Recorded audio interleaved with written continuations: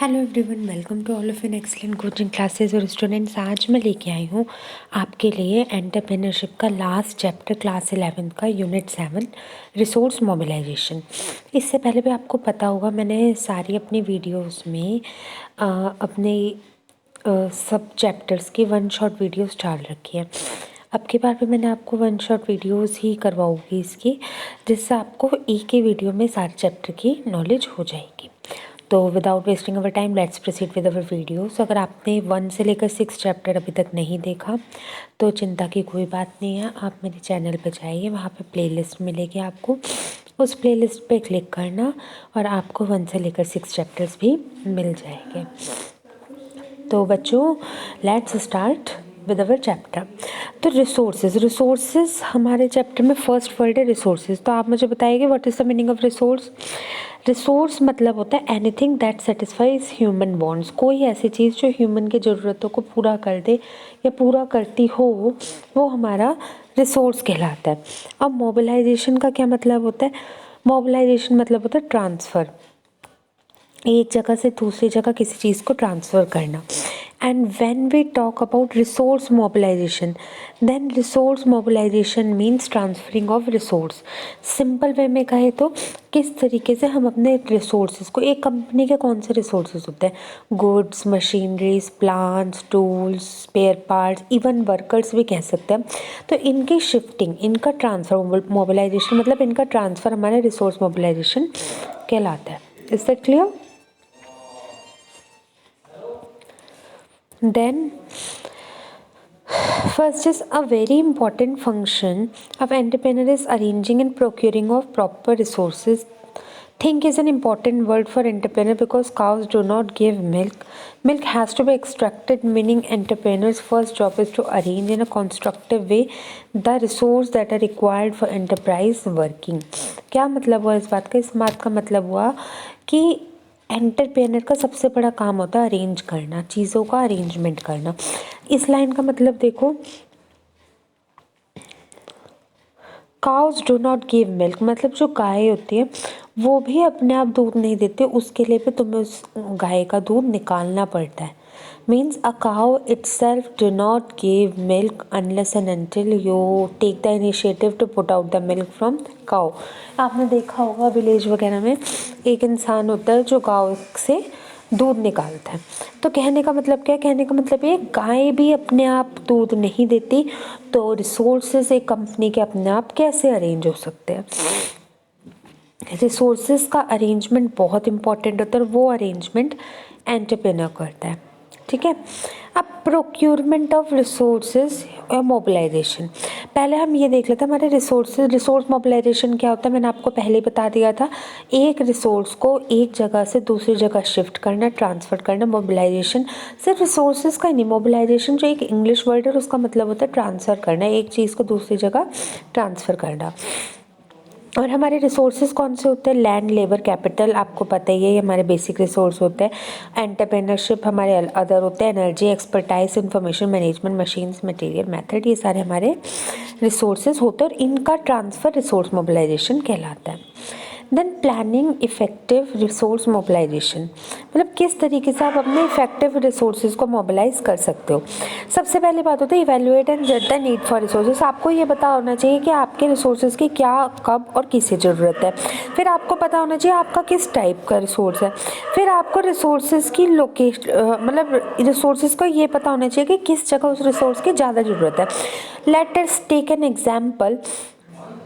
अगर किसी की कंपनी है, ठीक है, और कंपनी ये मान लो किसी की यूपी में कंपनी है और किसी की राजस्थान में कंपनी है।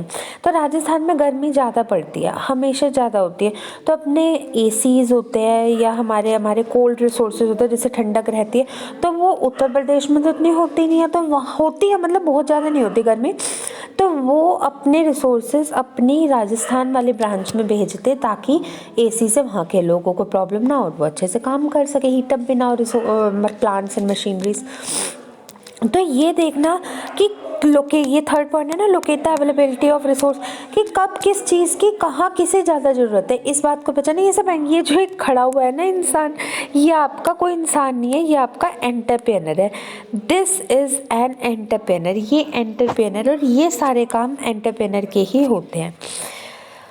Then effective communication with the suppliers of resources, जो हमारे रिसोर्स की सप्लाई करता है उससे कम्युनिकेट करना कि तुम हमारे रिसोर्सेज को ढंग से सप्लाई कर सको।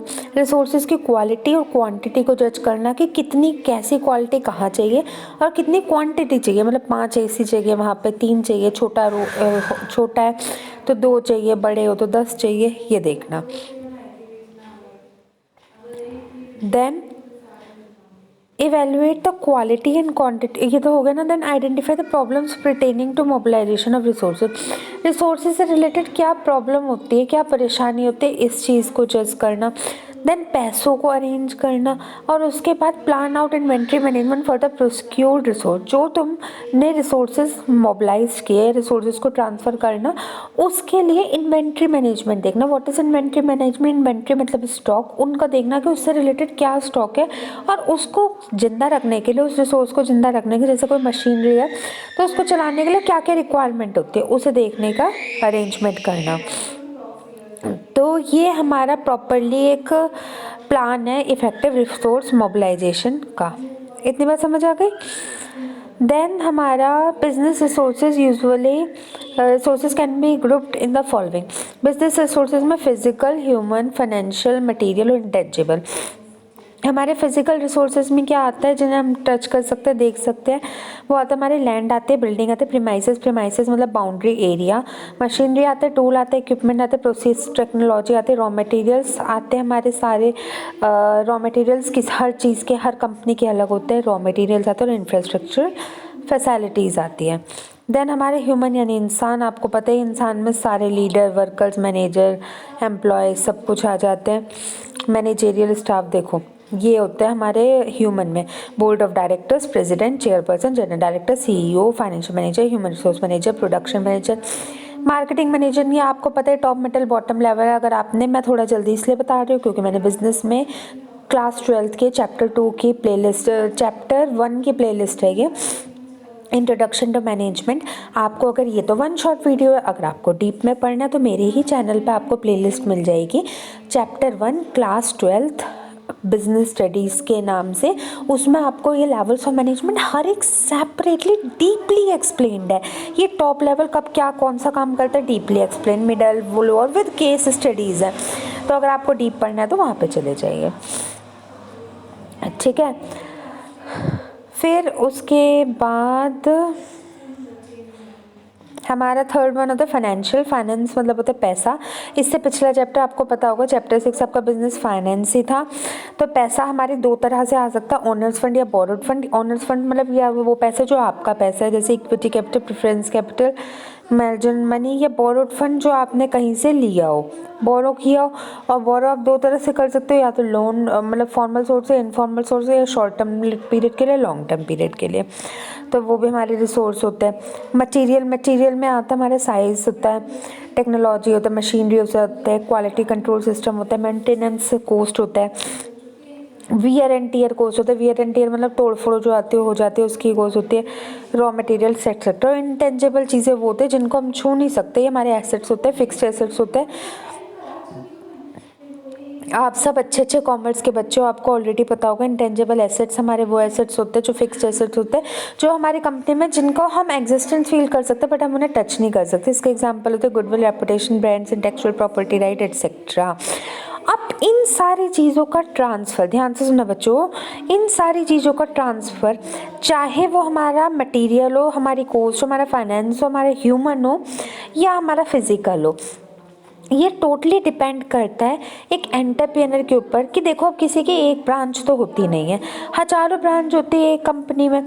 तो ये टोटली डिपेंड करता है हमारे मैनेजर, हमारे एंटरप्रेन्योर के ऊपर कि कब वो किस जगह किस रिसोर्सेज को भेजे। अगर किसी की इंडिया में 5 जगह ब्रांच है, कोई भी 5 स्टेट्स का नाम ले लो, केरला ले लो, यूपी ले लो, MP ले लो, HP ले लो, UK ले लो, किसी भी 5 जगह, किसी भी चीज़ की ब्रांच है सपोज करो, तो उन ब्रांचेस को, उन 5 ब्रांचेस को आप अपना कब इन रिसोर्सेज को किस तरीके से ट्रांसफ़र करोगे, टोटली एक एंटरप्रेनर की तरफ नीड होता है। और कितनी क्वांटिटी में करोगे, कब करोगे, कैसे करोगे, टोटली एक एंटरप्रेनर पे डिपेंडेंट होता है। Is that clear? तो ये हमारे 7th का ए मान लो। ऐसे 5th चैप्टर के भी कई सारे पार्ट्स हैं, 7th का ए पार्ट मान लो। आज की वन शॉट वीडियो में 7th का ए पार्ट पता है। कल मैं ये बताऊँगी नेक्स्ट वीडियो में एस्टिमेटिंग फाइनेंशियल रिक्वायरमेंट्स, ये मैं आगे बताऊँगी। आई होप आपको समझ आया होगा। एक चैप्टर हमारा 10 मिनट में कंप्लीट होगा। मुझे नहीं लगता कोई ऐसी चीज़ होगी जो आपको नहीं समझ आए, और फिर भी अगर कोई ऐसी चीज़ है तो आप मेरे कमेंट्स में लिख के पूछ दो। अगर वो मैंने ऑलरेडी अपलोड कर रखी होगी तो मैं आपको उसका लिंक दे दूँगी, अगर नहीं कर रखी होगी तो मैं दोबारा आपके लिए नेक्स्ट वीडियो वो बना दूँगी। कोई भी डाउट को डाउट मत रखना, डाउट मेरे से क्लैरिफाई कर लेना। And my purpose is to give the best quality in education to all my excellentees squad. So learn this chapter, keep learning, keep getting knowledge.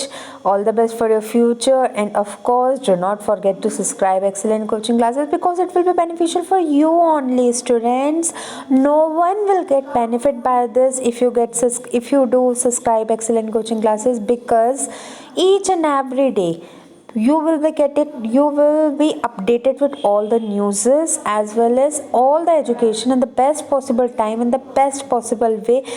Quality education you will get in this platform. So you have to just give one initiative. What you have to do, just share these videos with more and more with your friends, so that they will also get equally benefited as you are getting benefit. And subscribe the channel so that you will not miss any of the new valuable notification.